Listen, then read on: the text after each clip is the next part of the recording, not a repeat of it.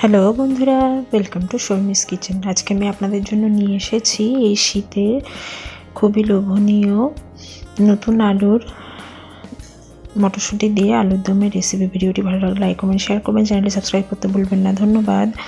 তো এখানে আমি নতুন আলু নিয়ে ভালো করে ছুলে কেটে আমি লবণ দিয়ে একটু সেদ্ধ করে নিয়েছি আলুগুলো।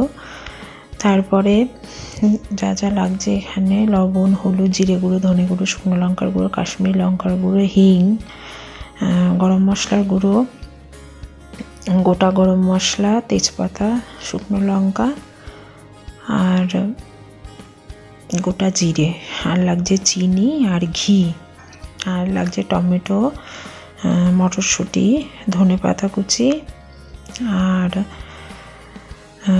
আদা বাটা, লঙ্কা বাটা, কাজু, চারমগজ আর টমেটো একসাথে পেস্ট করে রেখেছি। আমি এবার কিছুটা গোটা টমেটোও রেখেছি, আপনারা পুরোটা পেস্ট করে নিতে পারেন। এরপরে আমি আলুগুলো ভালো করে ভেজে নেব। আলুগুলো ভাজার জন্য আমি কড়াইতে সর্ষের তেল দিয়ে দিয়েছি। তেলটা গরম হলে এর মধ্যে দিয়ে দেবো আমি সামান্য পরিমাণে লবণ আর হলুদ দিয়ে আমি আলুগুলো লাল লাল করে ভেজে তুলে নেব আলুগুলো। এখানে আমি আলুগুলো ভেজে তুলে নিয়েছি। এবার আমি ওই একই তেলের মধ্যে গোটা গরম মশলা, শুকনো লঙ্কা আর জিরে ফোড়ন দিয়েছি। দিয়ে এর মধ্যে দিয়ে দিচ্ছি হিং। তারপরে এর মধ্যে দিয়ে দেবো আদা বাটা, টমেটো, কাজু আর চারমগজ একসাথে যে বেটে রেখেছিলাম ওটা দিয়ে দিচ্ছি। দিয়ে তার মধ্যে গোটা টমেটো যে কুচি করে রেখেছিলাম সেটাও দিয়ে দিচ্ছি।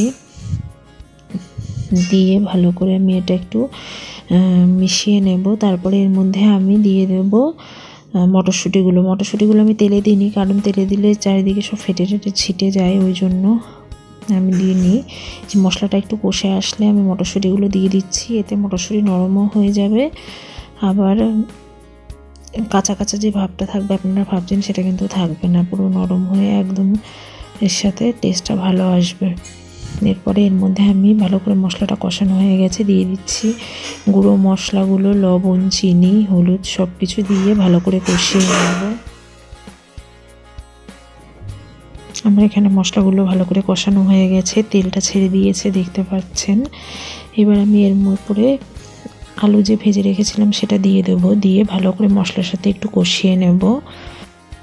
আমার এখানে আলুটা ভালো করে কষানো হয়ে গেছে। এবার আমি এর মধ্যে গরম জল দিয়ে দিচ্ছি। গরম জল যে কোনো রান্নায় দিলে রান্নার কিন্তু টেস্ট দ্বিগুণ হয়ে যায়।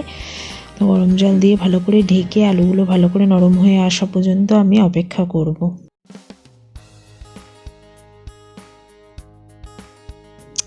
এখানে আমার আলুগুলো একদম নরম হয়ে গেছে, ঝোলটা অনেকটাই টেনে এসছে। লবণ টেস্ট করে আমি লবণ দেখে নিয়েছি।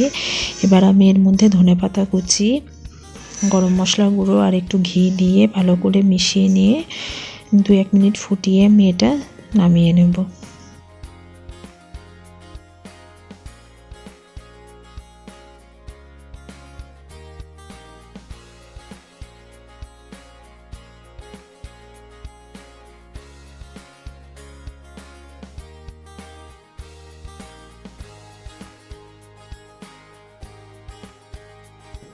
আমার এখানে কড়াইশুঁটি দিয়ে নতুন আলুর দম রেডি হয়ে গেছে। এটা সম্পূর্ণ নিরামিষ ছিল, আপনারা পেঁয়াজ রসুন দিয়ে এটা আমিষ করতে পারেন।